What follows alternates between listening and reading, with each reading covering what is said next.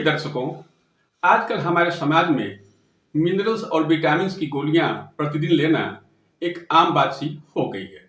ये इसलिए है क्योंकि ये प्रचारित कर दिया गया है कि इन मल्टीविटामिन्स और मिनरल्स के कारण केवल लाभ ही लाभ होते हैं, लेकिन ऐसा नहीं है।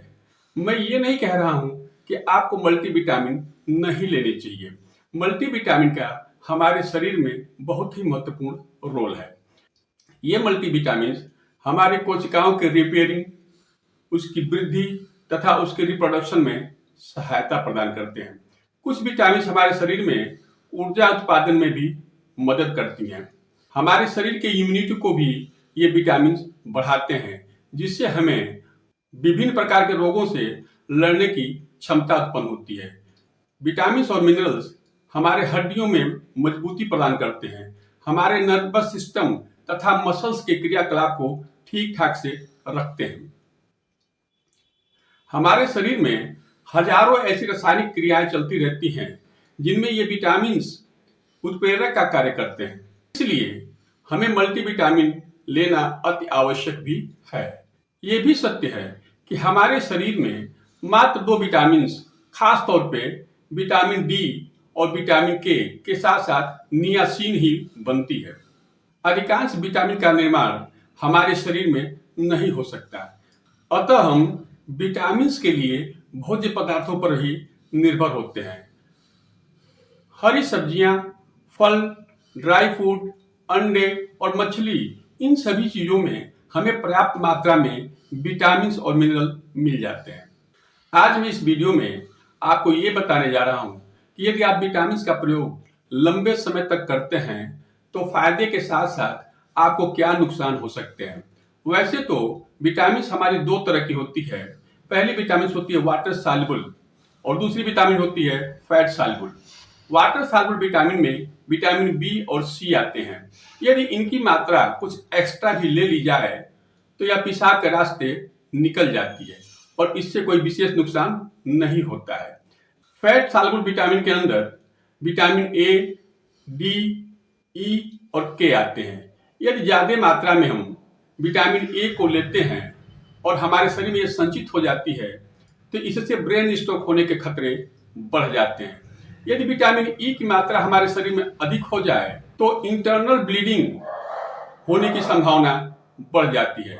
यदि विटामिन के की मात्रा ज्यादा हो जाए तो ये हमारे लाल रक्त कणिकाओं को तोड़ देता है, जिसके कारण एनीमिया और जॉन्डिस होने की खतरे बढ़ जाते हैं। इसी प्रकार से यदि विटामिन डी3 की मात्रा हमारे शरीर में अधिक हो जाए तो हमारे जोड़ों में दर्द होने लगता है तथा किडनी के कार्य को प्रभावित करता है। यदि आप अधिक मात्रा में आयरन लेते हैं तो यह हमारे लीवर और फेफड़ों को नुकसान पहुंचाता है। यदि आप अधिक मात्रा में कैल्शियम लेते हैं तो हमारे किडनी फंक्शन को ये डिस्टर्ब करता है। अधिक मात्रा में मैग्नीशियम लेने पे हमारा ब्लड प्रेशर जो है लो हो जाता है और कभी कभी तो इतना लो हो जाता है कि लोग कोमा में चले जाते हैं। यदि जिंक की मात्रा हमारे शरीर में बढ़ गई तो हमारे शरीर में गुड कोलेस्ट्रॉल घट जाता है। ये सब नुकसान अधिक मिनरल्स और विटामिन के कारण है। विटामिन और मिनरल से हमारे शरीर को बहुत लाभ है और लाभ के साथ साथ यदि ये इनकी मात्रा अधिक हो जाती है तो इससे काफी नुकसान भी होता है। अतः आपको कभी भी रेगुलर बेसिस पे मल्टीविटामिन्स वगैरह नहीं लेने चाहिए। जब आपको आवश्यकता हो तब आप मल्टीविटामिन्स और मिनरल्स को लें। जितने दिन तक की आवश्यकता हो उतने ही दिन तक लें। अब यदि हमें मल्टीविटामिन और मिनरल की आवश्यकता है तो उसमें ये कोशिश करें कि आप नेचुरल फॉर्म में जो मल्टीविटामिन्स और मिनरल्स हैं उसे ही ग्रहण करें। बाजार में बिकने वाली मल्टीविटामिन्स सिंथेटिक होती है। इसका मैन्युफैक्चरिंग किसी न किसी कंपनी में किया जाता है। इसके लेने से शरीर पे कुछ दुष्प्रभाव भी पड़ते हैं।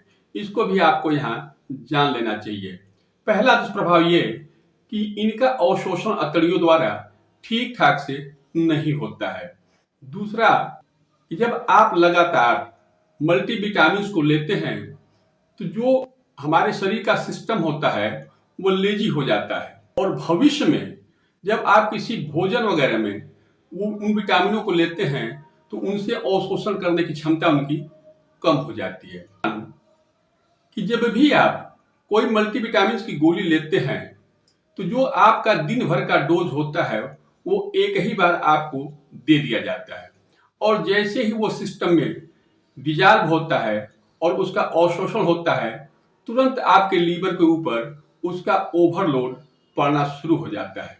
मल्टीविटामिन ठीक से आपके शरीर में मेटाबोलाइज नहीं होते हैं, क्योंकि जो आपके शरीर में अन्य जो मॉलिक्यूल पाए जाते हैं वो उनके साथ सहयोग नहीं करते हैं, यानी ये विटामिन घुल मिल करके आपस में कार्य नहीं करते हैं।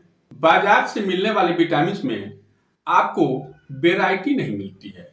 उदाहरण के तौर पे कि नट्स में जो विटामिन ई पाया जाता है वो लगभग 7 से 8 तरह का होता है, जबकि जो मार्केट में आपको विटामिन ई मिलता है उसमें एक ही तरह का टोकोफेरॉल होता है।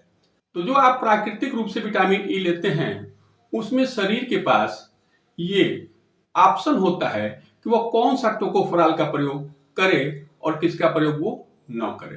इस प्रकार आप समझ गए होंगे कि आपको मल्टीविटामिन क्यों लेना चाहिए, मल्टीविटामिन की एक्स्ट्रा मात्रा क्यों नहीं लेनी चाहिए, तथा मल्टीविटामिन और मिनरल्स को हमें किस रूप में लेना चाहिए। प्रिय दर्शकों, यदि आप लोगों को मेरा ये वीडियो पसंद आया हो तो लाइक करें, शेयर करें और सब्सक्राइब करें। धन्यवाद।